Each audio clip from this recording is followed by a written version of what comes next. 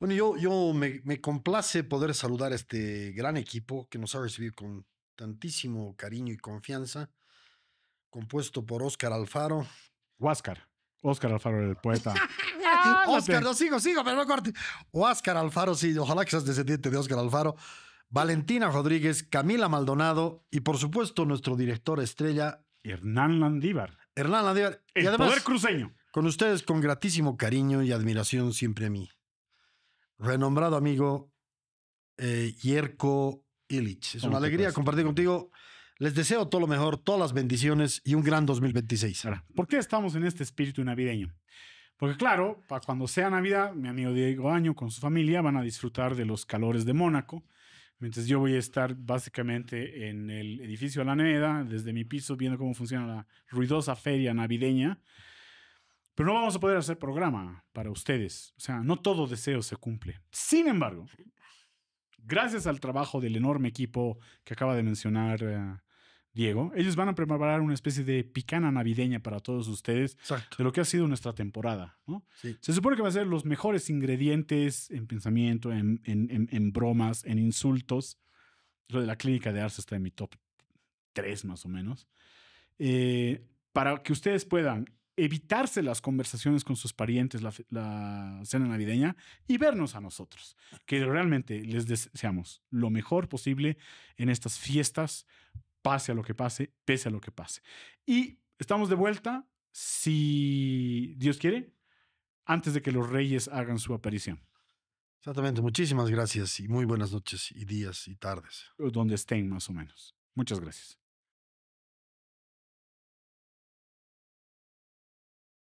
Pensamos que todo lo popular es pobre y pensamos que todo lo pobre necesita de estatalidad, de asistencialismo estatal. Mentira. Lo que estamos viendo básicamente es que la burguesía chola no necesita de asistencia estatal Para son nada. otro PIB. Sí.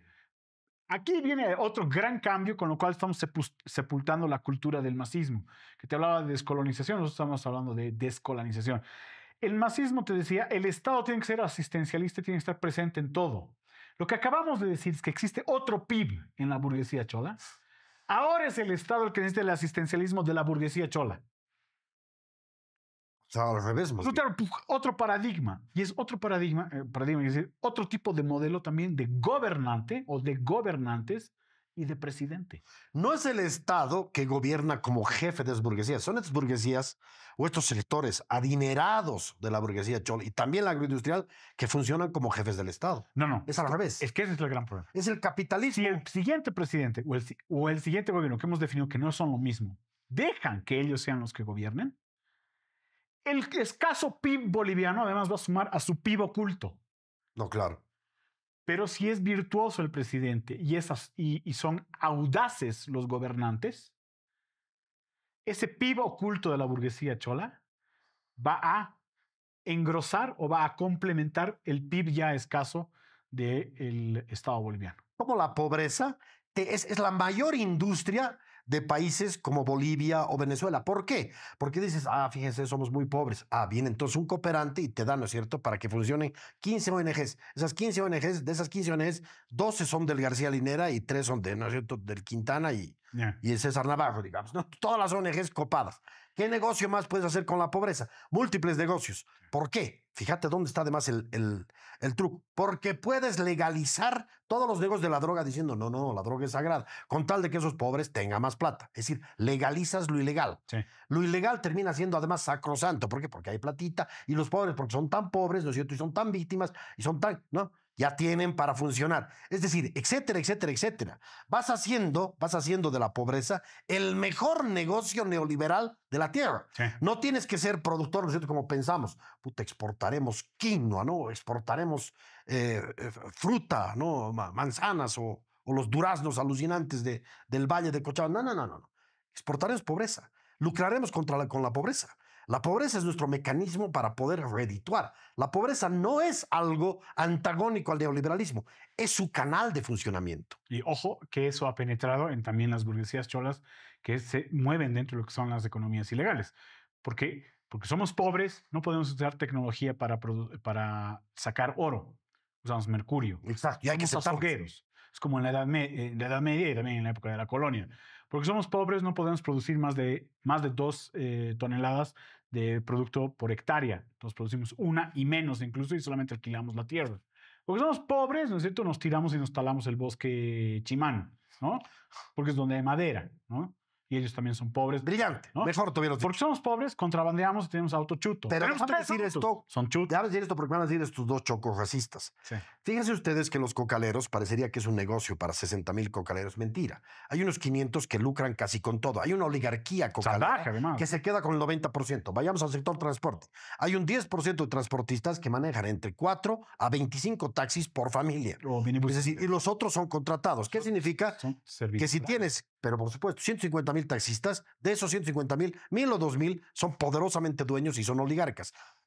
Por supuesto, si vas al sector transportista de flotas, te dicen, no, régimen simplificado tenemos que pagar. No te das cuenta que hay 50 familias que manejan, ¿no es cierto?, todas esas. Fíjate. Mopar. Sí. Pero sí, vamos yendo sector por sector. Todos los sectores que has dicho, ¿cuál más has mencionado? El de los madereros también. Madereros son, pero están deforestando a la bestia porque son pobres. No, son, ¿no es cierto?, no más de 100 familias que hacen trabajar a otros sin sueldo, sin aguinaldos. Sí. O sea, solamente funcionan porque además ellos han incorporado dentro de su lógica, por pobreza, ¿no es cierto?, el régimen de esclavitud y servidumbre. Porque familias mineras, la rosca minera aurífera boliviana, no deben ser más de 3,000 familias, pero están haciendo operar 300,000 personas en las peores condiciones. Exactamente. Cosas que mueran ahogados en Tipuaní o mueran ahogados básicamente. Ya a nadie le importa. Ya a nadie le importa. Por supuesto. ¿No? Lo mismo pasa, por ejemplo, con la gente que está en el... Pero eso es el más, ¿te das cuenta? Ese es el más. Eso es lo que ha hecho esta gente en nombre de la pobreza. Han utilizado el victimismo para enriquecerse. ¿Tú crees que Linera de qué vive? Tiene consultorías y vive en el exterior. ¿De qué vive? De lo que ha robado del Estado. Son corruptos. Linera y todos esos van a tener que pagar en algún momento y hay que hacerles juicio a cada uno de ellos. Este nuevo periodo es la parte que a mí me alegra, digamos, es que vamos a poder hacerles juicio a cada uno de estos. Juicio. No estoy diciendo encarcelar. Es que yo ahí no comparto tu optimismo. O sea, no comparto tu optimismo persecutorio. Porque yo creo que para que se dé la supervivencia del siguiente gobierno, tanto en el periodo de gracia como en... Es olvidarse de eso. No es olvidarse tanto, es dejarlo por otro lado. Pero yo, fíjate, déjame decir esto más. O sea, no es tirarlo a la basura. Tony Judd Sí. nos dice en posguerra que la Alemania de la posguerra se reconstruye con un 65% de nazis. Sí, Y claro. te olvidas que son nazis. Yo me voy a olvidar que son masistas, por supuesto, somos bolivianos antes que nada. Pero hay una pequeña cúpula de unas 100 personas, llámese Moldis, llámese Gabriela. Sí, pero tú estás pensando en el Nuremberg del masismo y yo no creo que se vaya a dar, Diego. Y no porque no tuvieran... Van a estar libres, tú dices. ¿Quieres eso? No, a ver, yo no quiero eso, pero date cuenta lo siguiente. Si tú agarras precisamente y le haces un Nuremberg a esos masistas, esos son los masistas que han sido los dueños de, como diríamos, los dueños de producción intelectual. Ellos te van a decir, me estás victimizando, me estás haciendo, ¿cómo le llaman ellos? Lawfare. Les estás dando una ventaja frente a un gobierno que se la tiene que jugar en un proceso de descolonización que tiene que ser rapidísimo. Creo lo contrario, la gente va a estar chocha. No, cuidado, no. Yo no estoy seguro que la gente en este momento lo que quiera antes de dejar de hacer cola es, al mismo tiempo que está haciendo cola, escuchar que lo estás persiguiendo a García Linera. Cuidado con el murillismo. Eso ha hecho Murillo. Estamos de Este acuerdo. ha sido el fracaso de Janine Áñez. Impactante, y hay que decirlo, porque Santa Cruz, a quien admiro, al departamento que admiro, no a quien admiro, al departamento que admiro Sí. y que amo, mis abuelos eran todos de ahí, hay que decirle clara y contundentemente que se está equivocando, Sí. que mantiene una lógica endogámica casi caprichosa. Nosotros somos el gran Santa Cruz y tenemos derecho, incluso, ¿no es cierto?, a criticar el fraude porque hay fraude. Pero ¿cuál es el punto? Fíjate tú, en algún momento intentaron algunos, como Sergio Antelo, separarse de Bolivia, a la secesión. No les dio resultado. Ahora, de la secesión pasan a la denuncia de fraude. ¿Por qué? Fíjate, tenían otras opciones. Una era secesión, otra era decir, no necesitamos a Bolivia, nosotros vamos a crecer demográficamente. Nuestra gente está haciendo un montón el amor, tenemos hartos hijos y encima están migrando del occidente. ¿Qué nos decía Carlos Hugo Molina erradamente? Con todo el respeto y la loca admiración que le tengo a Carlos Hugo Molina, nos decía que el 2034-35 íbamos a tener 5.500.000 cruceños. ¿Qué es lo que demuestran los números del censo del 2012 a la fecha? Que Santa Cruz ha crecido de ese censo a la fecha de 2.500.000, 600.000 a 3.100.000. Si ha crecido en 485,000 personas. Eso en promedio te sale 36,000 personas por mes. Por mes, o perdón, por año, por año. Si eso lo multiplicas por los siguientes 10 años, van a crecer unos 400,000 cruceños más. Ya. ¿Qué significa eso? Que van a pasar de 3.100.000 a 3.500.000. No van a llegar nunca a 5.500.000. Hay un tema, y esto yo creo que te va a gustar esta Pero observación. no sé si este juego numérico se ha entendido. No, está muy En bien tu todo juego caso, no van a numérico. llegar nunca a 5.500. No van a ser la mitad de la población, o 45%. Es muy probable que lleguen a ser 5 millones. Es más, pueden llegar a ser 6 millones. Pero Diego, nunca van a ser 6 millones de cruceños. Nunca van a ser 5 millones de cruceños. No, pero no. Espera, Igual está desmentido. déjame argumentar esto. Sí. Sea dónde está haciendo. Porque la idea del excepcionalismo cruceño, ¿cierto? Es que tienes que ser cruceño de origen para ser cruceño y excepcional y líder del país. Van a crecer y van a ser 4 millones, pero para el cruceño No van a llegar ni a 4. son 4 millones de cambas, o son 4 millones de, o es que sean 3.200.000 cambas, pero solamente hay 200.000 cruceños. ¿Por qué? Porque es una élite cerrada, endogámica, excluyente, automalvada y autosaboteadora de sí misma. El cruceño no reconoce al Tuviste que ser camba. historiador Hernán Pruden, ¿no? Claro, Que es un crack. Él habla de lo cruceño, Sí. como, ¿no es cierto?, reminiscencia de lo español sí. y no de lo camba. Lo camba se empezó a utilizar del 52 en adelante, después de la Sí, Revolución. sí. No podían mostrarse como, ¿no?, como descendientes de españoles. Tenían que más o menos modelar su comportamiento y adecuarse a lo que había. Entonces, éramos todos cambas, pero siempre mantenía una actitud de somos diferentes, somos descendientes de españoles. No, esta lógica de blanquitud está presente. Somos excepcionales. Somos El excepcionales. excepcionalismo viene precisamente porque hay una diferenciación Entiendo ya tu entre argumento. clase y racial. Aunque sean- Puedes decir. Aunque sean 25 millones, igual 24 van a ser collas, digamos, ¿no? Exacto. Collas, mira. Y ese es el fracaso de Santa Cruz. Pero yo digo, de todas formas, se ratifica eso con este dato numérico. No van a llegar a 5.500. No van a pasar de 3.500. Por ahí llegan a 3.700, 3.800. Van a ser el 27% del padrón electoral, como hoy en día. Por ahí aumentan al 30%. Pero no van a ser mayoría nunca. ¿Y sabes qué nos dice Julio Linares y Jimmy Osorio? Nos dicen que ha perdido Santa Cruz la elección del 2005, 2009, 2014, 2019. Pierde siempre todas las elecciones. Sí, pero a ver, en la medida en que se obsesionan con que el gobierno sea cruceño, Exacto. o el presidente sea cruceño. Por supuesto. Para que ellos gobiernen como cruceños, no como cambas, no como región oriental, no como polo de desarrollo, no como básicamente un modelo alternativo al desarrollo occidental. Sí. ¿Entiendes? Ellos pierden cada vez que buscan que su excepcionalismo los haga élite, excluyente Pero no y dudo de eso. exclusiva. Pero han utilizado, han instrumentalizado esa población colla para tener hegemonía ellos. De todas formas, Yo lo creo que que estoy eso- diciendo, Yo creo que eso ha cambiado ya. lo que estoy diciendo yo en todo caso, que no van a pasar de 3.800.000 o 4. No van a pasar del padrón electoral de ser el 27%. Ellos, aunque han perdido el 2005, 2009, 2014, 2019, tenían la esperanza, siendo muchísimos, creciendo demográficamente, pasando los 5 millones, siendo el 45% de Bolivia, de ganar las elecciones solitos. No les ha pasado eso y por eso ahora reclaman fraude. Sí, pero hay Es una decir- explicación de por qué no les pasa eso, pues, Diego. Y no es numérica. Bueno, sí es numérica. No, claro que es numérico. Es porque el grupo endogámico que se cree la élite que debería gobernar este país Te has quedado el 52, porque instrumentalizan son eso 10.000. y utilizan, pero está Pero bien. no les sirve, no les alcanza. Camacho ya intentó hacer eso. No les alcanza. Esa era la tesis. Si todos los cruceños, Camacho decía, si todos los cruceños votan por mí, yo soy presidente mañana. No necesitamos al occidente, no necesitamos a Tarija, no necesitamos a Beni, no necesitamos a Cochabamba, Chuquisaca. Si todo Santa Cruz vota por mí, yo soy presidente el día de mañana. El problema es que todo Santa Cruz es burguesía chola, son guaraníes, son migrantes, ¿no es cierto? Pero aún así han Son votado casi en un cambas. 60% por Camacho. No te olvides. 60%, que eso funcione. Pero para que tengas presidente cruceño, pero además de la élite cruceña, 90% de Santa Cruz tiene que votar por ese candidato. Ah, no, por supuesto. Por eso digo, se han quedado estancados en su departamento. Es lo que estoy diciendo. Ya, ahora, lo que yo te estoy Y diciendo su es que va a ser- ilusión era no depender ya de Bolivia, crecer demográficamente, pasar de 3 millones a 5.500. Ese es el sueño demográfico que les ha vendido Carlos Hugo Molina y se lo han creído. Ya. Es un error enorme creerse eso. No van a crecer tanto.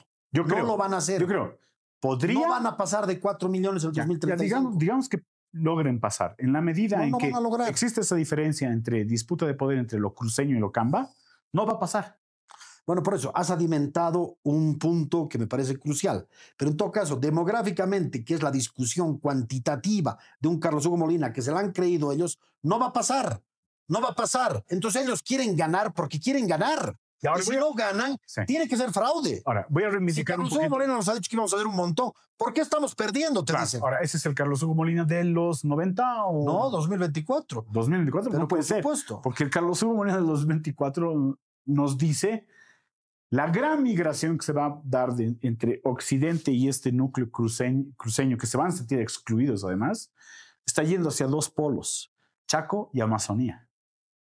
Y ahí es donde está posiblemente el Nuevo Oriente, o sea, la nueva riqueza en el Chaco y en la Amazonía. Sí. Rodrigo es un tipo que desde los 4 años es presidente de Bolivia y lo hemos dicho.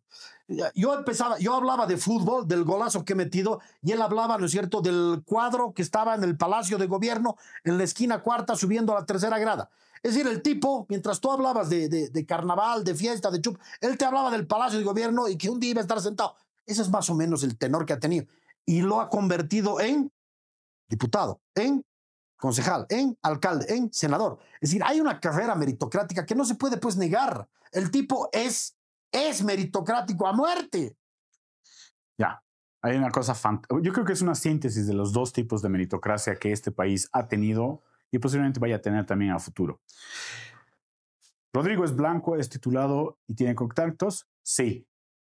Evo Morales era ambicioso, osado y generaba conexión.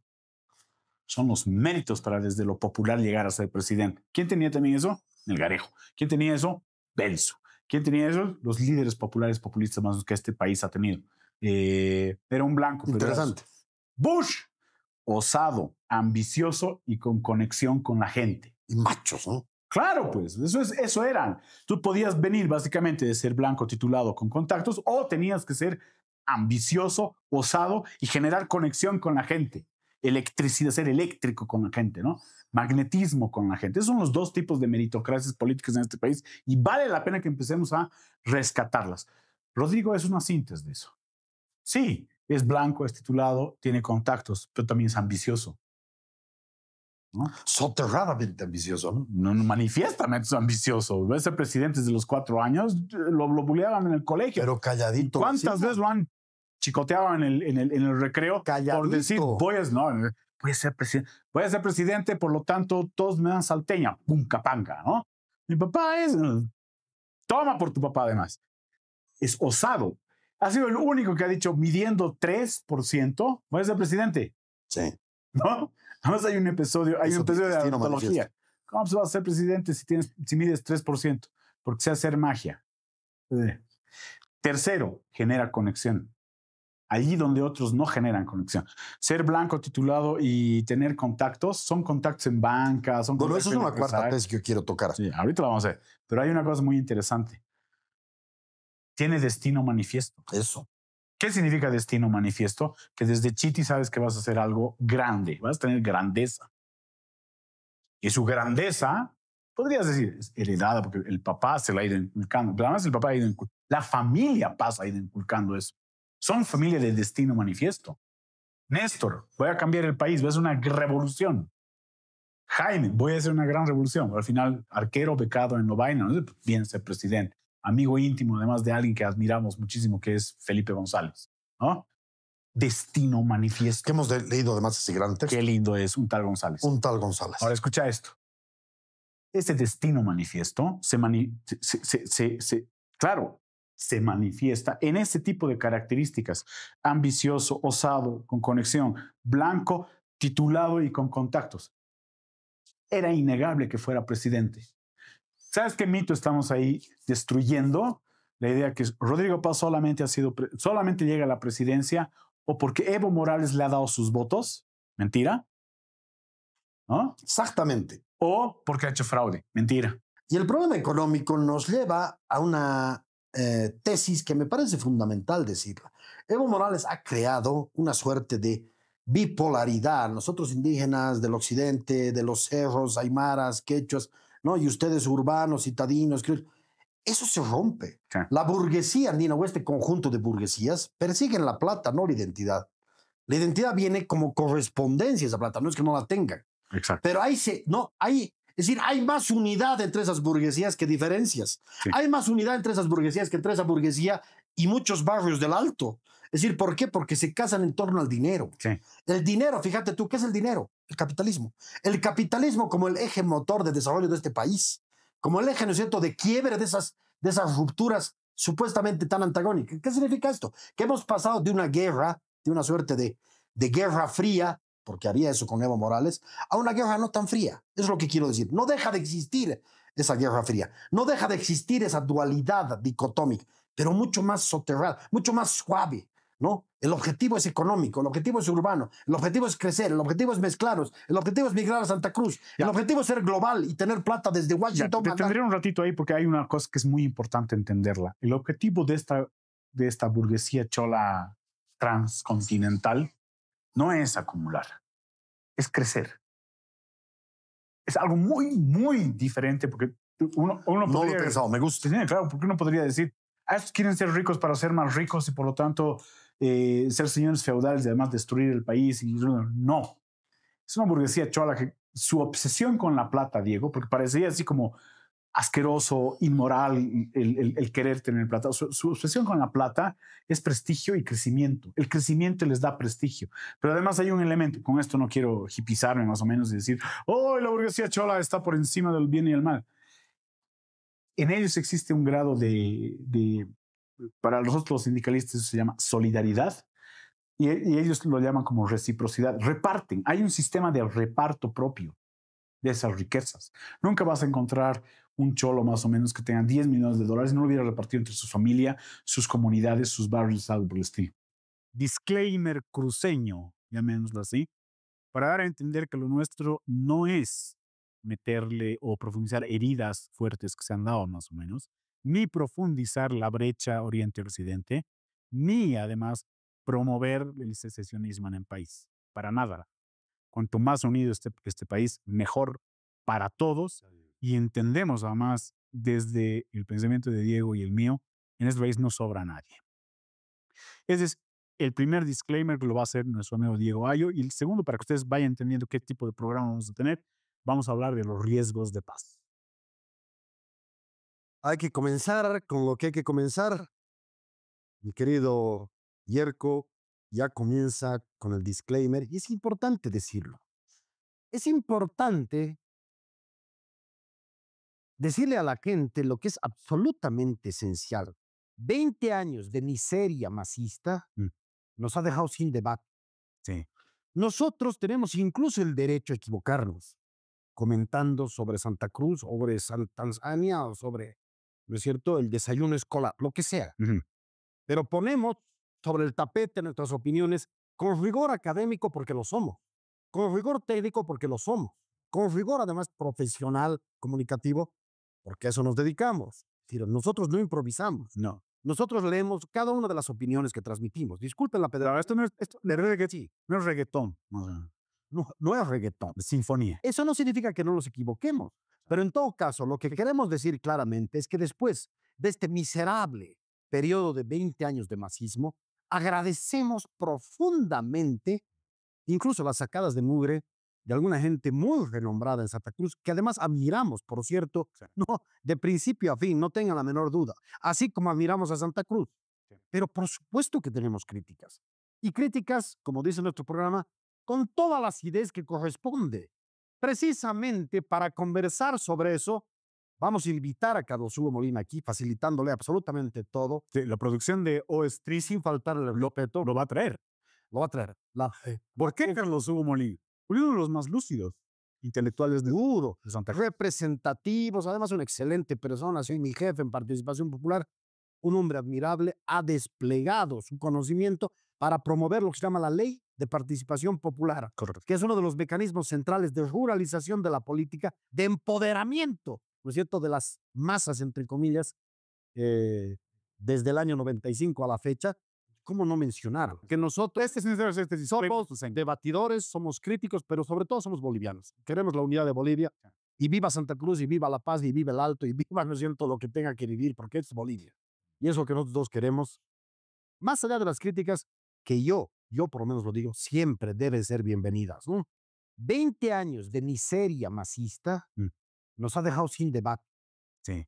Nosotros tenemos incluso el derecho a equivocarnos, comentando sobre Santa Cruz, sobre Tanzania o sobre, ¿no es cierto?, el desayuno escolar, lo que sea. Pero ponemos sobre el tapete nuestras opiniones con rigor académico porque lo somos, con rigor técnico porque lo somos, con rigor además profesional, comunicativo, porque a eso nos dedicamos. Es decir, nosotros no improvisamos. No. Nosotros leemos cada una de las opiniones que transmitimos. Disculpen la pedagogía. Claro, esto no es, no es reggaetón. No es reggaetón. Es sinfonía. Eso no significa que no nos equivoquemos. Pero en todo caso, lo que queremos decir claramente es que después de este miserable periodo de 20 años de masismo, agradecemos profundamente incluso las sacadas de mugre de alguna gente muy renombrada en Santa Cruz, que además admiramos, por cierto, no, de principio a fin, no tengan la menor duda, así como admiramos a Santa Cruz. Pero por supuesto que tenemos críticas. Y críticas, como dice nuestro programa, con toda la acidez que corresponde.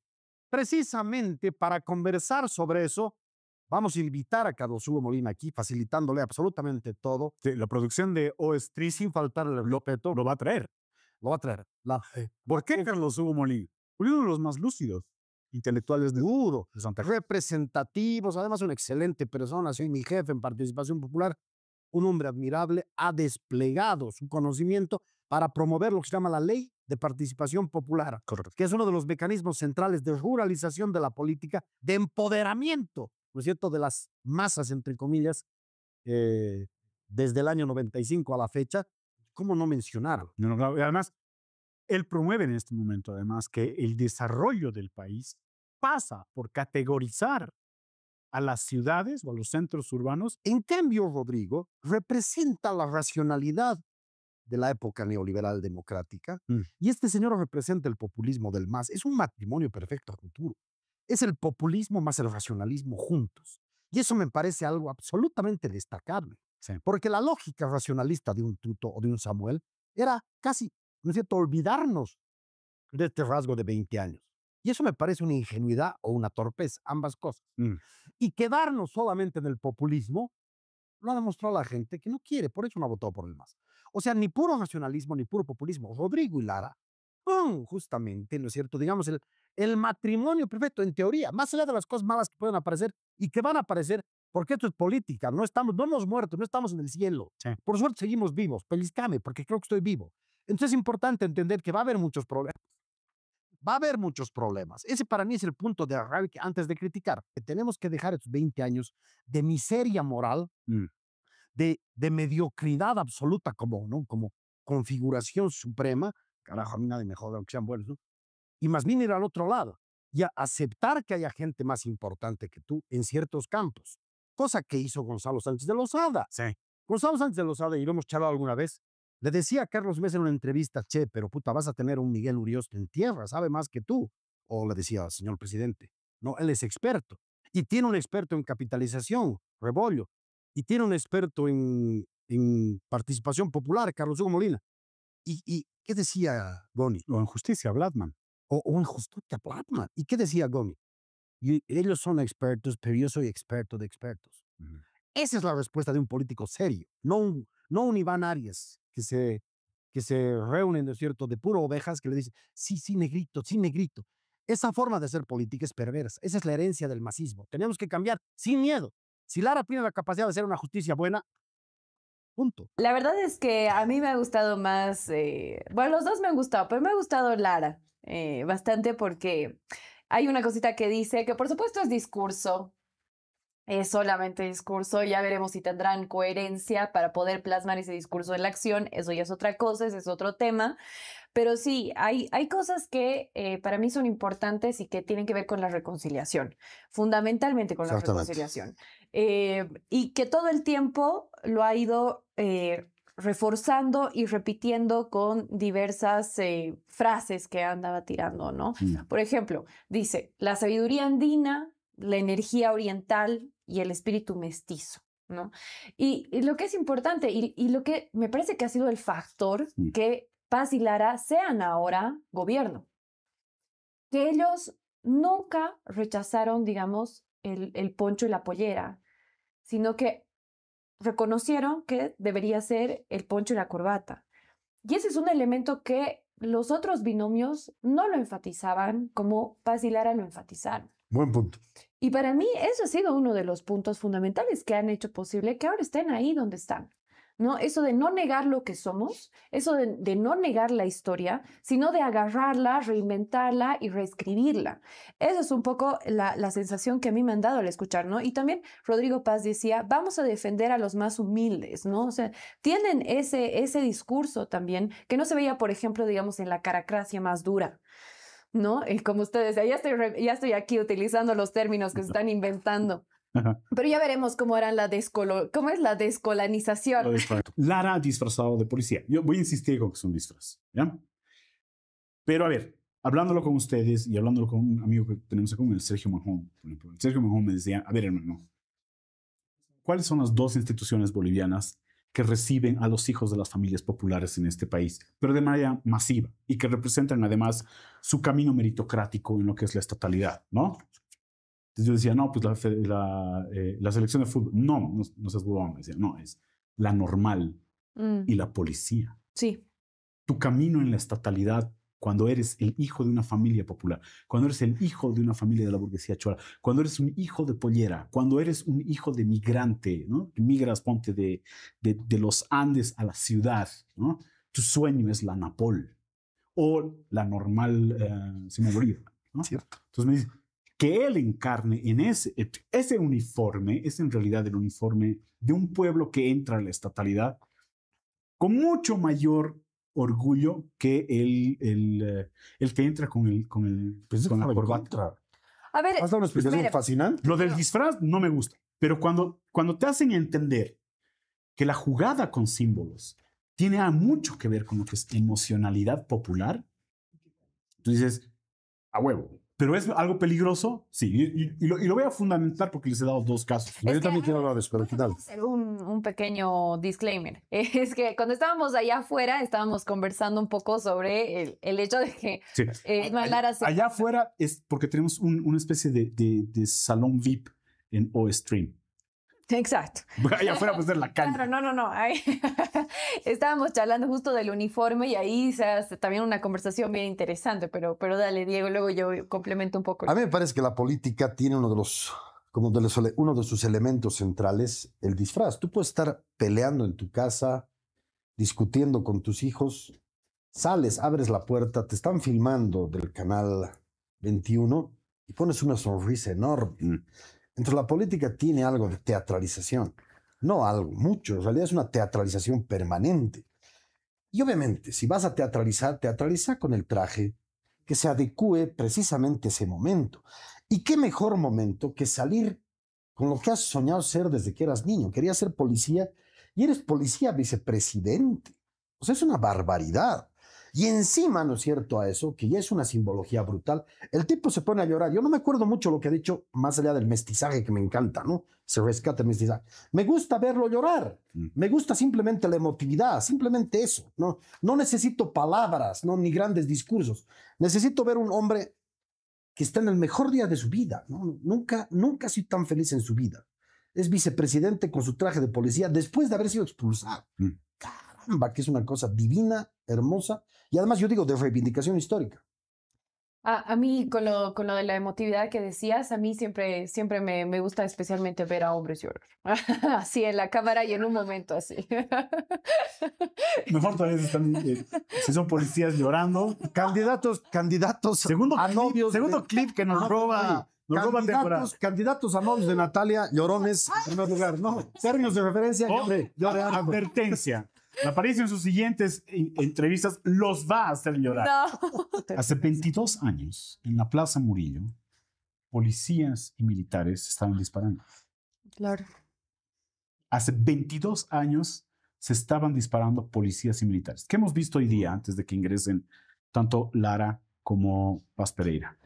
Cadetes de la Napol al frente de cadetes del Colegio Militar.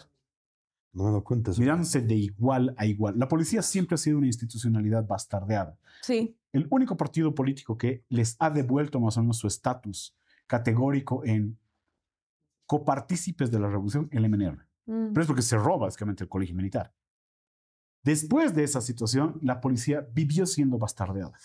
Durante el gobierno del MAS fue incluso hasta prostituida la policía, ¿no? Convertida básicamente en una especie de milicia disciplinante de lo criollo y lo mestizo. O sea, Vamos, en este tema de lo que significa, primero, desfinanciada, lanzada básicamente a la mayor cantidad de prebenda, porque era es una de las instituciones insaciablemente prebendales, ¿no? Profundamente racista. O sea, en los años del MAS la policía se volvió profundamente racista porque estas brechas entre lo que es las clases y los oficiales, y casi ninguno de los que fueron jefes policiales a nivel nacional, al menos durante un ciclo de 10 años, terminaron su mandato y se iban a su casa. Se iban a la cárcel. No te debes acordar de él, pero te acuerdas de Nina. claro. Fue el primer comandante nacional de la policía de origen aymara. Nina duró 1 año y medio. ¿Qué año? Esto fue a inicio, 2008, 2009, pues.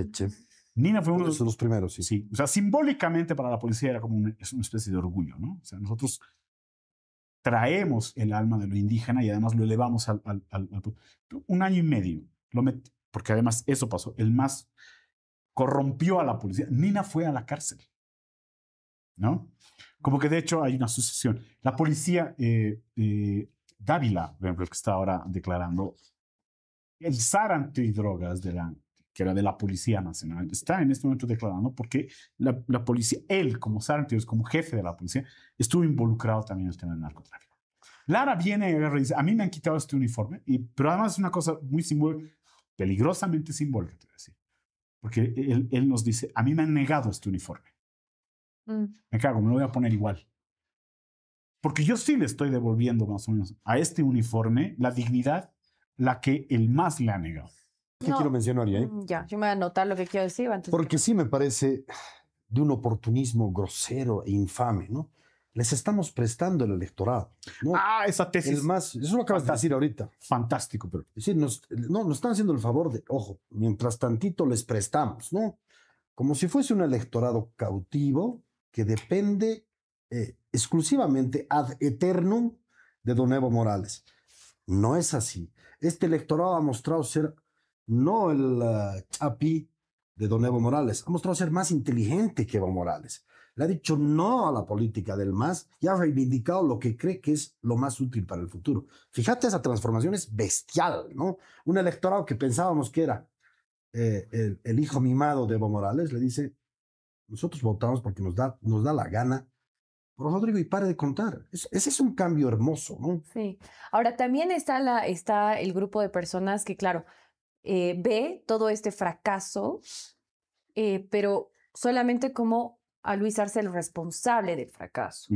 Y no así, digamos, la propuesta en general, ¿no? Hay mucha gente que interpreta que más bien ha sido la llegada de Luis Arce el fracaso de todo. Entonces hay también ahí... Es un oportunismo bestial. Ajá, entonces hay que ver ahí, o lo que nos tiene que quedar claro a nosotros es que el 2011 el gobierno de Evo Morales intentó quitar la subvención a los hidrocarburos, no lo quisieron hacer porque eran medidas muy impopulares y ahí esa es la verdadera traición, ¿no? Que sabiendo que tienes que levantar la subvención, decides no hacerlo para que no te saquen, pero luego quienes realmente pagan el costo de poner el precio real de los hidrocarburos es pues el pueblo, ¿no? Entonces sí. Y sobre lo que decían un poco para ir complementando a sus ideas es, yo creo que este grupo de personas que tú dices, 97% así de gente que ya no cree en esto, pero que dicen, sí, nos han traicionado, ellos nos han fallado, sí, el modelo del MAS ha fracasado, se han dividido, pero no sin nosotros. No, claro. Nosotros estamos en la ecuación. Y si no estamos en la ecuación, no votamos por ustedes. Pero fíjate esto, Natalia, a ver, y eso es lo que viene de Esperanza. No sin nosotros, no es con la condición de prebenda. Es una condición de incorporación con dignidad. Porque el masismo incorporaba a masas populares, pero en calidad de deuda. Me gusta. Y tú tienes una tesis al respecto de eso. Por eso hay que desmantelar, hay que demoler la idea o la tesis de que Rodrigo ha ganado con un voto prestado. No es No, cierto. no es cierto. No ha ganado con voto prestado. Ha habido una especie de emancipación del electorado popular que ha dicho, "Oye, Esa es la palabra. no puedo seguir votando por uno quien me mama y que además quien me trata como basura, como un ciudadano incivilizado y además en el pasado, ¿no? Además que me sigue mintiendo más o menos. Es la tesis de los 500 años, de la fábrica. No, y de la los tesis 500. asquerosa de García Linera, disculpen la palabra, del sol. García Linera o se va a salir. Gasqueros. Bueno, ambos. Del sol, ¿cómo era? Sí, El sí, sol no. se va a ocultar y la luna se va a escapar. tomándolos No, no. como imbéciles, ¿no? Sí. Bueno, eso sí es verdad, totalmente. Que el sol Pero va a no se ocultar. olviden que El sol se Sí, ocultó, por el pero más. ajá, exacto. Tienes toda la razón. El sol sí. evidentemente. Linera, tenía razón, el sol se ocultó, papá, pero contigo y tus políticas. Sí. Claro, pero eso sí hay que hacer, tenemos que reconocer eso, pero el tema también es que una de las peores herencias de la lógica del movimiento al socialismo es el corporativismo, que ustedes se lo han hablado muchísimas veces, que claro, los movimientos sociales, sí, algunos y algunos sectores de poder corporativos sí se han acostumbrado, ¿no?, a negociar con los Claro. gobiernos con prebenda. Es que yo no sé si se han acostumbrado Y- a negociar, se han acostumbrado a recibir. Porque más lo que te vendía la imagen es que el Estado es mágico e interminable. Pero tienes un tercio de ese gabinete que tiene agenda, es decir, que tiene ya una idea, tiene políticas públicas diseñadas de lo que tiene que hacer. Si el presidente le da la posibilidad a esos técnicos, a esos Harlem Globetrotters, por ejemplo, de lo que es la política económica, de que ellos construyan sus propios gabinetes internos sobre la base de técnicos, Exacto. porque te tienen que entregar resultados. Sí. La inflación no puede pararse o detenerse el 2028. No, tenemos que entrar al 2026 con algún indicador de que la inflación baja. Exacto. Tenemos que entrar al 2026 con algún indicador de que la distribución de combustible nos está zafando de la crisis energética. Por supuesto. Buen punto. ¿No? Y tenemos que entrar al 2026 con la idea de que el Parlamento no se va a convertir en un rapiñeo y ni que tampoco se va a hiperfragmentar. Me gusta todas las cosas que has Estos dicho. tres indicadores vienen No, con pero lo hay que un es cuarto agenda. indicador que lo has dicho y vale la pena que lo empiece a comentar. ¿Qué hace ahí la Cancillería? Si Ah, tiene está bonito, peso, sí. porque a mí me parece que hasta aquí hemos llegado a algo clave. Esos superministros tienen, a pesar de la dificultad, misiones muy concretas. Sí. Y esto es asible. Cuando tienes 48 funciones, dices, puta, ¿por dónde comienzo? Estos tipos tienen una sola función. Uno es reducir la inflación, el otro es traer los hidrocarburos a precio bueno, que sigan llegando los 300 camiones por día con los 9 millones de litros por día. Y el otro, que logre bajar la inflación. No, ya he dicho eso. Que el ajuste no masacre lo político. Y que el ajuste no masacre lo político. O sea, esas son sus funciones. Esas son sus funciones. ¿Qué hace el otro hombre que a mí me parece esencial? Que es el canciller. Ya. ¿Qué hace? Un canciller que ya he escuchado a algunos masistas que dicen, pero no, pues, ¿cómo si canciller? Jamás ha estado en la Cancillería. O sea, estos infelices han destruido la Cancillería como les ha dado la gana, han votado a todos, han hecho chip libre y encima dicen, no es de la Cancillería. O sea, Ya. realmente es mucha asquerosidad, ¿no? Es, Obvio que no queremos decirnos que educación, salud, no, trabajo no. son intrascendentes. Lo que pasa es que en este momento no están con una agenda que tiene que entregar resultados a inicios del 26, Exacto, ¿no? exacto. ¿Hay un viceministerio del deporte o tenemos ministerio de deporte? No tenemos Ministerio de Deporte. Pues quería Lara Sí. meterlo a Echeverry, ¿te acuerdas? Y claro, porque el primer indicador de éxito es que tienes que ir al mundial. Sí. Eso quiere decir que en marzo hay que ganar el repechaje. No, eso sería un golpe bestial, ¿no? No, pero además eso le compra también estabilidad y algo de tiempo a Paz Pereira. Pero esa es la miscelánea. Trabajo, el ministro de Trabajo tiene que hacer. Clasificamos al Mundial. Yo soy pazpereísta forever. Ah, claro, eres pacista. Yo soy pacista. Sos pazlarista. Yo soy pazlarista forever. La posición de Bolivia tiene que ser recuperar el centro entre el Pacífico y el Atlántico. Ese es el punto. Nosotros somos el corazón. Nosotros somos el virreinato de Lima y el virreinato de Buenos Aires. Cuando éramos virreinato, eran nuestras salidas al Atlántico de un lado y al Pacífico del otro lado. Eso era la audiencia de Charcas. La audiencia de Charcas jamás fue mediterránea, jamás estuvo encerrada, jamás fue, ¿no es cierto?, esta suerte de cápsula geográfica. Salíamos cuando nos daba la gana. Vamos a retornar, por eso está bien ser pragmáticos, que bien, bonita. Es la primera parte de la respuesta. Tenemos que ser pragmáticos con un modelo de país en mente. Los corredores bioceánicos no son gratuitos, son para hacer ese puente entre ambos mundos. Ese es el futuro de Bolivia. Por eso, ese es el rol que tiene un Fernando Aramayo. No solamente lidiar con lo coyuntural, que puede ser el narcotráfico, bien lo has dicho. Es que ese fue nuestro corredor bioceánico, el narcotráfico. Tú sacabas cocaína o droga, básicamente, al Pacífico y al Atlántico. Ese es el gran problema de Bolivia. Bolivia ha vivido la bioceanidad, Diego, Sí, pero desde la lógica criminal. pero eso yo te lo he dicho. Claro. O sea, los puentes Pacífico y Atlántico, puta, sería alucinante que sean nuestras rutas para poner productos que nosotros creamos Solamente déjame decir, o energía que nosotros producimos. si eres narco y vendes, ¿no es cierto?, droga, cierta cantidad en $1,000, esos $1,000 significaban 7,000 bolivianos. Ahora vendes, significa 12,000 bolivianos. Nos hemos vuelto bestialmente exportadores de droga a través de corredores bioceánicos ilegales, Sí. invisibles. Ya. Somos súper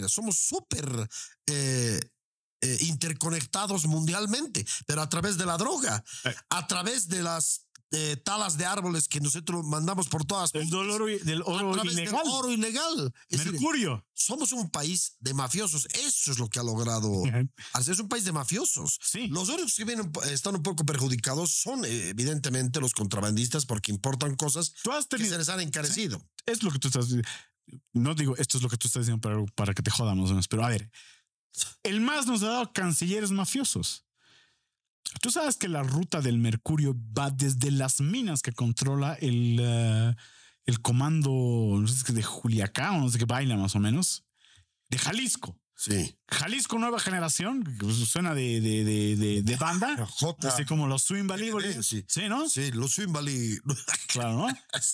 Controlan las minas de mercurio en México.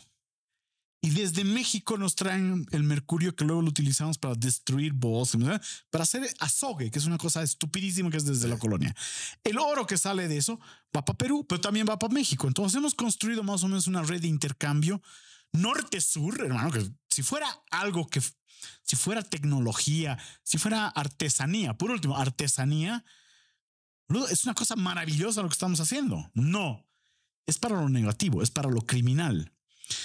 La salida al Pacífico, perdón, la salida al Atlántico por el sureste, que tanto han reclamado el excepcionalismo cruceño, lo estamos haciendo. Claro. Pero para droga. Usas la cuenca más o menos, que sé yo, Paraná y Paraguay, para sacar droga, Sí. ¿no? Con la que inundas Rosario y con la que inundas Buenos Aires. Si fuera para tecnología, o como te digo, artesanías, sería maravilloso, Pero Diego. ahí tengo que decir un par de cosas. Yo quiero este otro puntito. Es que antes de olvidarme. Pacífico. No, pero no seas cruel. Ya. Me voy a olvidar. Dale. Pero en ese sentido, Se va a olvidar. fíjate tú que el gabinete que se ha creado no toma en cuenta todo esto, que es del lado occidental del país. Para mí el éxito no va a estar en reprimir a los contrabandistas ni en eliminar a los narcos, sino en legalizar sus actividades o la burguesía del oro que pagan. Es decir, tienes que captarlos. Yo crearía, es la columna que he escrito hoy día, yo crearía el Ministerio de Asuntos Formales e Informales. Es decir, que es un ministerio, así como hay el Ministerio de Asuntos Agropecuarios, eso es básicamente del Oriente y está muy bien que haya. Felicidades. ¿Y del Occidente acaso no hay actividad económica? ¿Acaso 20 años del masismo han sido gratis? No, en 20 años del masismo has parido, es una manera explosiva de salir al mundo, montón de sectores emprendedores ilegales, no dudo que sean ilegales, pero son poderosos. Están creando, por ejemplo, cholets, ¿no? Y una economía mucho más altiva, autónoma y autosuficiente. Es decir, negar esto y no darles un solo ministerio. Cuidado. Lo que deberíamos tener... No, ¿cómo vas a dar ministerio? No puedes dar ministerio a alguien que evade. Por mucho poderoso y bonito y cultural. No les daremos ministerio. No me niegues el punto. Pero está bien que crees un ministerio de la legalizamos. Eso tiene que ser con el trabajo, economía y hacienda. ¿No? No, ¿sabes cuál es mi miedo? Que lo conviertas eso simplemente en una lucha defensiva y el Ministerio de Defensa se encargue de reprimirlos. Cuidado, porque todas esas platas entran a la formalidad. Entra la formalidad y permiten que un muchacho que vivía en el área rural ahora esté en el área urbana y un muchacho que vivía en el alto ahora estudie en la UNSA. Cuidado. Yo no creo que sea tan simple como estás diciendo. No, yo tampoco creo que sea tan sencillo como un ministerio. Pero está bien que se lo visibilice. Si quieres, no, que no, sea un ministerio. Está bien que se lo visibilice. Sí. Pero yo te digo, porque ahorita estamos hablando Porque además de relaciones exteriores. Te va a empoderar. Mientras menos los toques de este lado del país y más te empoderes con este lado, esta media luna, ¿qué va a suceder? ¿Qué te puede decir Lara? No estás haciendo caso a mi electorado. Y te jodo. Ha salido hoy día 3 saliditas tiktokeras de Lara, ¿no? El vicepresidente es un tiktokeador natural. ¡Ah! Nuestro amigo Mateo. ¿Cómo se llama tu programa?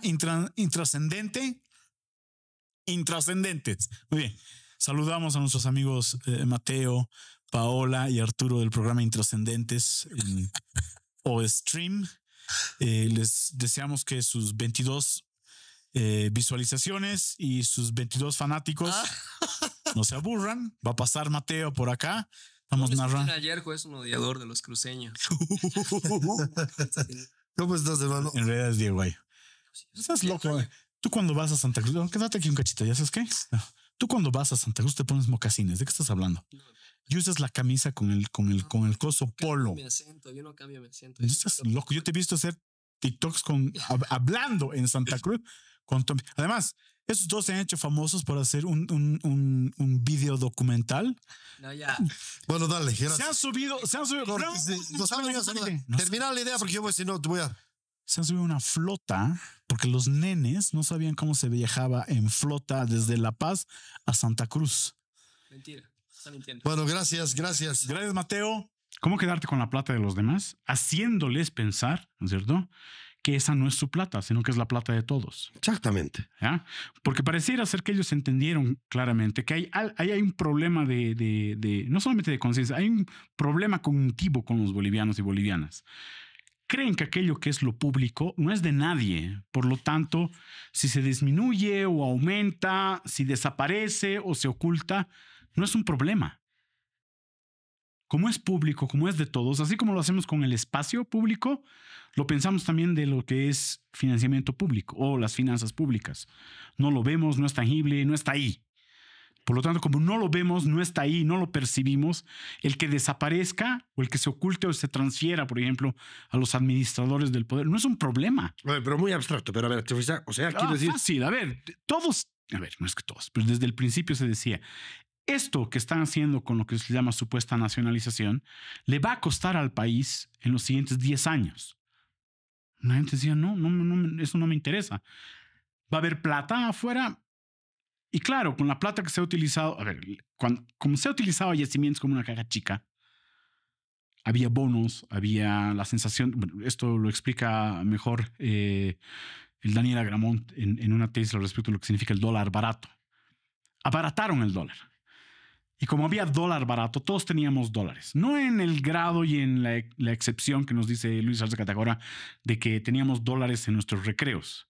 Pero había acceso al dólar. Y por lo tanto tenías acceso a un ahorro extra si diseñabas bien tu economía o tenías para gastar como loco. Porque consumismo total. Consumismo total, ¿no es cierto? Sí. El consumo a partir del dólar barato. Pero ese dólar barato era barato porque mucha flujo de caja más o menos de la estatalidad estaba yendo básicamente a alimentar eso. La gente no percibía eso. Es más, les decías, vamos a entrar en un proceso de inflación y te mandaban a Bagdad. Te decía, eso no es cierto, tenemos todavía plata. Eso es lo que le permitió incluso a Levo hace un año atrás decir, conmigo estaba mejor. Cierto, había dólar barato. Ahora bien, esa plata es la plata de todos, plata de la gestora, plata que estaba básicamente en las empresas estatales, fue desapareciendo, fue cambiando de dueño. Eso le ha permitido a Arce, por ejemplo, tan fácilmente tener acceso a una hacienda a través de crédito, además, ¿no? Ni siquiera es que la compró con cash. ¿Cómo? O sea, apropiarte del dinero de los demás sin que se den cuenta que es de ellos, creo que es como que el segundo método de destrucción de un país. Bellísimo. Bellísimo. No es solamente robar, sino robar haciéndoles creer a todos que no estás robando. Que no estás robando y que es por ellos. Fondo indígena, por ejemplo. Exactamente. Robaron, pero dieron a entender que no estaban robando. Que era algo que les pertenecía. Yo he hecho un librito sobre eso. no más del 2% de la población indígena ha recibido platas del Fondo Indígena. Sí. ¿Qué quiere decir eso? Que de 100 habitantes indígenas que hay en Bolivia, 98 nunca han recibido un peso del Fondo Indígena. Exacto. Entonces es exactamente como tú dices. Les han hecho creer que ya estaban avanzando para no avanzar nada. Lo que tú estás diciendo es, en ese cambio de reglas, en ese nuevo diseño, nuevo dibujo de reglas, Sí. fundamentalmente tiene que estar el proceso energético, el Sí. extractivismo energético. Sí. Acá entramos a un problema del resentimiento que la industria del MAS ha generado. Para un resentido, el extraer energía y vendérsela a Estados Unidos es traición a la patria. Ah, no, seguro. Pero ¿y cómo reviertes eso? Pues? No sé. No tengo las... no. Por eso debería estar básicamente en nuestro manual, porque ese va a ser un gran problema. ¿Qué pasa si el día de mañana, a ver, por ejemplo, hay un modelo que le permite a Estados Unidos, o sea, hay una nueva ley de hidrocarburos que le permite, por ejemplo, decir, che, queremos que entre, a ver, piensa, ¿cuál es? Exxon. Exxon. Exxon es una de las empresas más poderosas, productivas y además con números siempre... Ojalá viniese. Viniese. Sí. Pone sus gasolineras, que dicen ExxonMobil, creo, y además empieza a hacer prospección y luego explotación de nuevos campos. Sí. ¿Qué vas a hacer con toda esa gente que diga, no, los gringos son el enemigo? Y allí donde empiecen a hacer exploración y explotación, ahí los pueblos indígenas tienen que levantarse y decir que aquí no se puede porque la Pachamama, la tierra es de todo y porque nos parió, y hay que impedir eso. Lo que estás diciendo debe ser el tema más importante que tenemos que tomar en cuenta al reconstruir un país. Porque puedes traer, ¿no es cierto?, a la mejor empresa como es Enro y que te va a ganar. Esa es la desgracia. Exxon, ¿no? Enro no. No, más bien. Enro para nada, más bien. Sí, sí, eso no, hay que borrar eso. Exxon. Claro que es cultural. Y lo desgraciado de lo cultural es que 20 años nos han convencido que todos esos gringos son ladrones. No. ¿Sabes quiénes son ladrones? La empresa. Que en el ranking de empresas, la empresa china que han traído, ¿no es cierto?, que la ha manejado la Gabriela Zapata, por ejemplo, que es la empresa en el ranking chino, la empresa 105.424. Es de las peores de China. Es a donde vaya, va a ser, ¿no es cierto?, un conjunto de maleantes en cualquier... Pero si traes dentro de las 50 mejores a la empresa, aunque sea 50 China, va a ser una maravilla. Y lo mismo con Estados Unidos. Lo que tenemos que hacer es pulir nuestra capacidad de atraer capitales extranjeros. Vamos a chocar con todos los problemas que tú dices, claro. Sí, pero, a ver, pero lo contrario es a ver, simplemente yo tirar la toalla. Ya, porque Demi Moore es Evo y Margaret Qualley es Lara. Sí. Esto es brutal lo que te estoy diciendo, Sí. porque a mí no me gusta, porque es como admitir que en algún momento, cuando Evo se da cuenta de que ya no puede participar en el ecosistema político de las elecciones del 2025, del bicentenario, Quiere crear a alguien igual de sexy. necesita crear a alguien igual de sexy que él. Sí. Pero no puede provenir de sus propias filas. O sea, no puede ser ya un clon existente. Esto es nuevo. Estamos haciendo ahorita, estamos espiralizando nosotros. Andrónico vendría a ser un clon. Es cierto. Andrónico es el clon ya existente, ¿no? Papá, ya soy grande, ya puedo. Y el otro, no, antes que seas vos, o sea, mi sustancia se inyecta, se saca, se pone y de la espalda del Evo aparece Lara. Sí.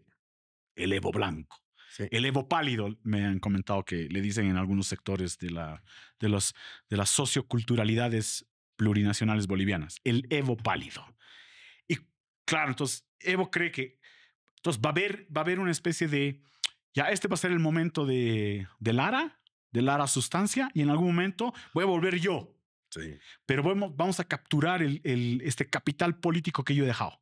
Y se lo estoy transfiriendo, se lo estoy dando a él. ¿Y qué pasa con Lara? En poco tiempo, Lara empieza a absorber ese capital político y decide no traspasárselo a Evo. Exactamente. Es dueño de su vida, de su capital político, y Evo, bye bye Brasil. Sí, esa es la exacto. lógica. Y lo peor de todo es que le está sacando sustancia a Evo. Le está sacando sustancia a Evo. Ha logrado capitalizar que hay ahorita grupos que eran afines al Evo. Pero ahora me toca a mí, con Juliano D'Empoli. Dale, ahora, el porqué de eso. Pero tus hipótesis son muy descriptivas y espero que la gente nos entienda, ¿no? Oh.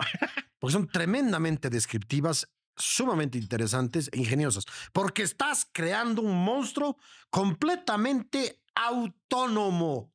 Un monstruo incluso hermoso, Sí, ojo, sí. ¿no? Es como No, la idea retrato. es que al principio no es un monstruo, tú estás creando algo. No, claro. Sí. Sexy, hermoso, dulce, parece así. Ojo, ¿no? Después las cosas van a ir degradando como en la película.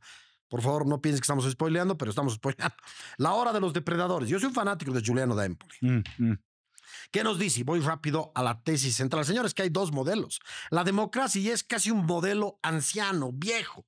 No tiene más de 200 años y claro, es pesado y aburridor. Tienes que hacer un trámite 48 días. Tienes que esperar que el Parlamento promulgue una ley, pero el artículo 42 y el artículo 280 no se promulgan porque siguen discutiendo. ¿Cuánto tiempo llevan? 2 semanas. ¿Cuánto tiempo llevan? 2 meses. Y siguen discutiendo y siguen discutiendo.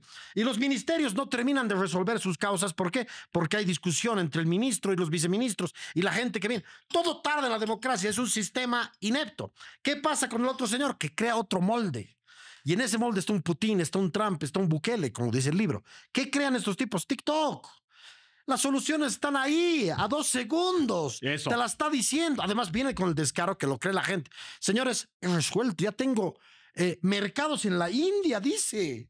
Lara. Lara. Sí. Mercados en la India, ¿no? En el Congo belga. En Mauritania, no sé si dice, estoy mintiendo, ¿no? Y en Papúa Nueva Guinea. Pero y la gente, obviamente, desde fuera dice, bárbaro. Ha logrado en 15 segundos lo que el gobierno lento y aburrido no logra en tantas horas. Son 2 modelos.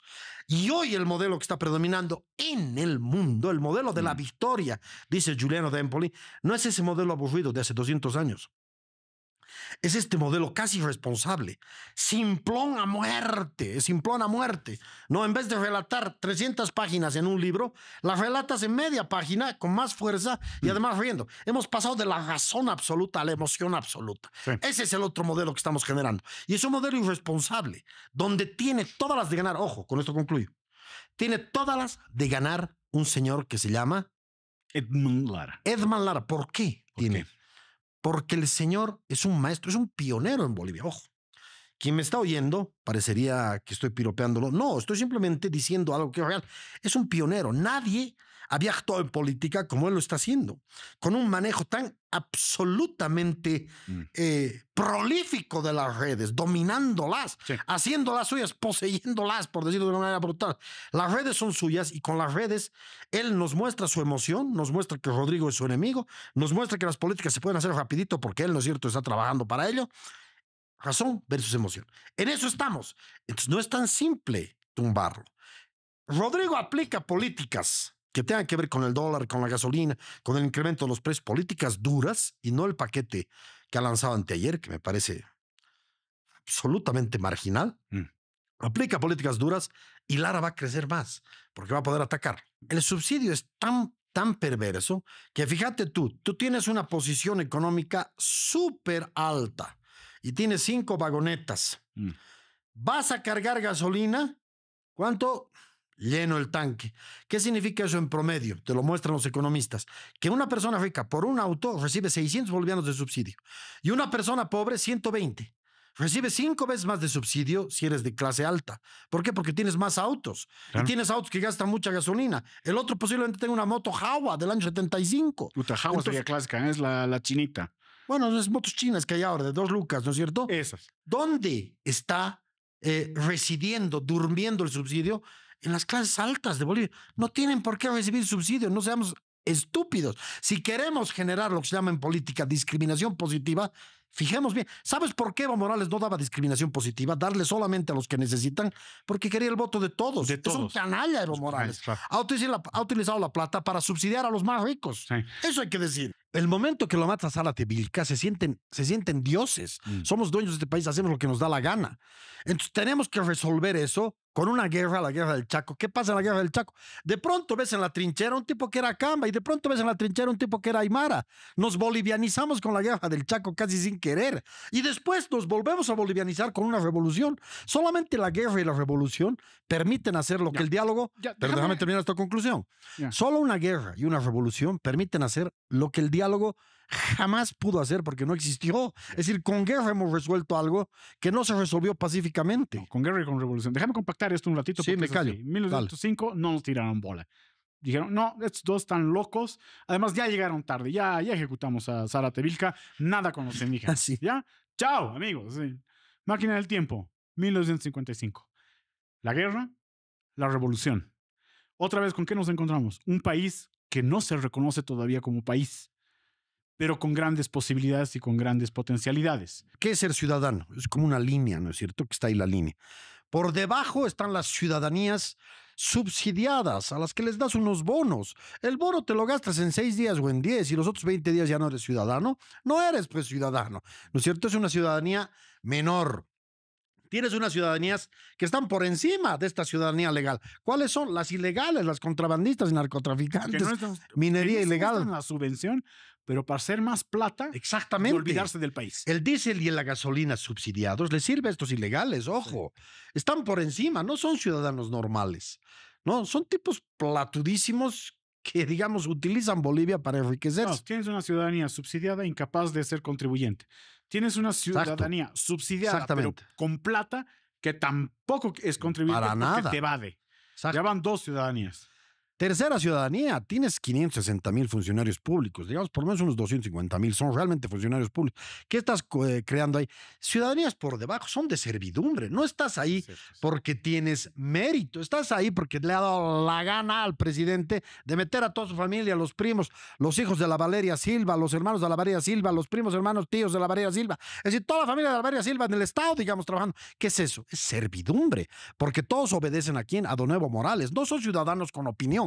Son ciudadanos que reciben sueldo y se callan, punto. Eso es ciudadanía servidumbral, son casi esclavos. El ejercicio que debían haberlo previsto, más o menos, cuando estaban haciendo la participación popular y decir, ojo, porque si creas una burocracia burguesa en los gobiernos municipales con la transferencia directa de los recursos, pero tenía que haber ido a la Buen punto. Tenía que haber ido la advertencia. Cuidado, conviertan a estos burócratas en servidumbre. A mí me gustaría que el 2055 Bolivia sea además la promotora de... Somos chaufas, somos malísimos los chilenos, los bolivianos y los peruanos para clasificar más o menos, ¿no? ¿Pero qué tal si organizamos una selección andina? Chile, Perú, Bolivia. Y esa selección juega en el Mundial. Bueno, obviamente no tienes idea de fútbol, así que no acepto eso. En una mafia horizontal. Empieza básicamente desde lo que es el gobierno de Arce a diversificarse la mafia estatal boliviana. ¿A qué me refiero eso? Contrabando, absolutamente permitido, promovido, porque el hecho de que hubieran puesto a las Fuerzas Armadas es inservible. Básicamente hasta en algunos casos cooperaban. Todo este tema de los autos chutos, los pasos chutos. En Chile tienen como 25 investigaciones de cómo por Bolivia pasaban autos que ellos llaman de alta gama, ¿no es cierto? Me encanta lo que estás haciendo. Pasaban todo un país ¿Puedo? No sé. y terminaban en Paraguay. Me encanta. Esa es una de las ramas en las Pero que fíjate lo fuerte que has dicho. Mira lo fuerte que has dicho. Fíjense ustedes que un buen negociante, un buen empresario intenta diversificar su economía. Sí. En otras palabras, que si vendes champú, con los réditos económicos del champú te vendes vendedor de zapatos.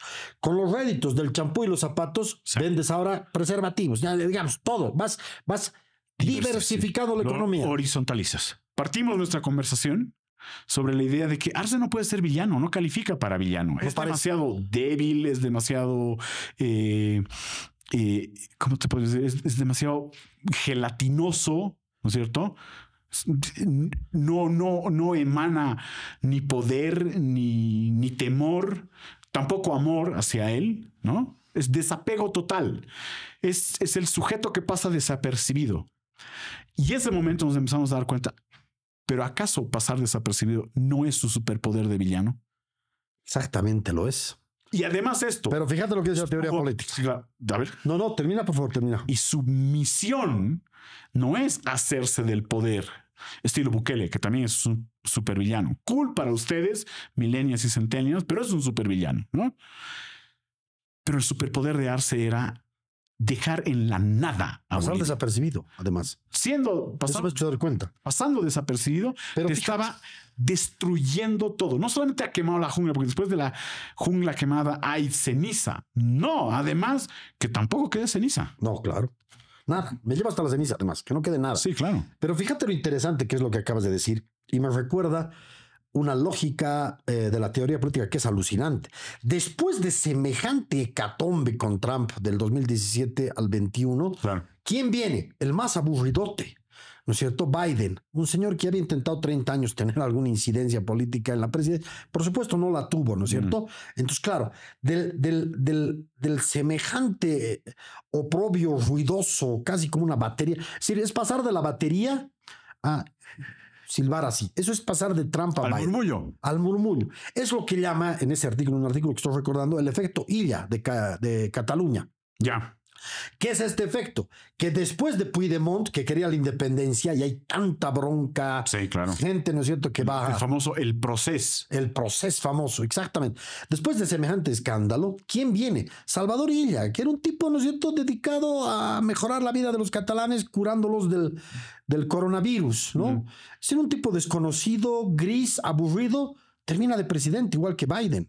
Es decir, Biden, Illa, ¿y sabes quién más? En Italia, después del gran loquísimo Berlusconi, aparece Draghi, ¿no es cierto? Un economista aburrido, tosco, que no podía dar ni siquiera un solo mensaje presidencial sin ponerse profundamente nervioso y sudar, ¿no es cierto? ¿Por qué? Porque era tosco, porque era aburrido. Entonces, después aquí no es el paso de la izquierda a la derecha, es el paso del tumulto al aburrimiento. Son políticos aburridos y obviamente en el mismo ¿Pero sabes qué es caso, lo loco? termino esta idea, Sí. es el paso de Evo Morales, que es el 2019, la gente en las calles, nos ha agotado todo eso, además el gobierno de Giannini y Murillo nos terminan de sofocar y agotar completamente. Entonces, después de eso, ¿qué podía venir? ¿Qué podía venir? Este aburrido que parecía eficiente. Es decir, el aburrido de presidente porque nos parecía que sí, sabía algo de economía. Al final el aburrido terminó siendo, lo que estabas diciendo tú, un aburrido mafioso. Que en enero van a tener que meterle a la monetaria. A ver, explícanos. La monetaria implica que no solamente el dólar encuentre básicamente un equilibrio, sino es que tienen que traer los dólares por préstamo o también porque la mayor cantidad de millones de dólares que este país tiene están afuera. Y ojo con eso, no son los empresarios productores, sino son los empresarios rentistas. ¿No? Ellos tienen que hay aproximadamente como 30.000 millones de dólares de bolivianos que están afuera, acumulándose, ganando renta, todas esas cosas, que no están en nuestra economía. ¿De dónde son esos 30.000 millones? Esos 30.000 millones tienen que ver mucho de lo que es el agro, tiene que ver mucho con lo que es especulación inmobiliaria, tiene que ver mucho con el tema de lo que es vehículos y Tú maquinaria. dices, el agro va a perder, los cruceños, por ejemplo. No van a No es tienen que cierto. traer la plata, es lo que tienen que Pagan más en el diésel, pero venden igual en dólares afuera, porque venden toda su mercadería, lo que ha sido cosecha del año, la venden afuera en dólares. Y esos dólares que es se una quedan ganancia afuera, no los brutal. traen. Los dejan afuera. Los dejan van afuera. dejando afuera. O sea, Bueno, buen los cafetaleros, por ejemplo, venden afuera y traen esa plata porque tienen que invertir en tecnología, semillas, y gente. Hay una enorme diferencia entre el soyero y el cafetalero. Es una de las cosas más interesantes que hay en este país.